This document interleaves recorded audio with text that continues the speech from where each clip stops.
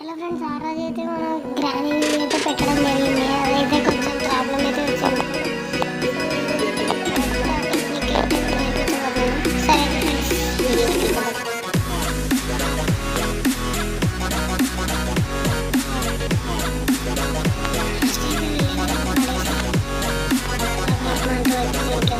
అయితే ఎప్పుడైతే గ్రానీ అయితే వస్తుందో పైకి కిందికి పైకి కిందికి పైకి కిందికి పైకి కిందికి అలా రిపీట్ చేస్తూనే ఉండాలి ఫ్రెండ్స్.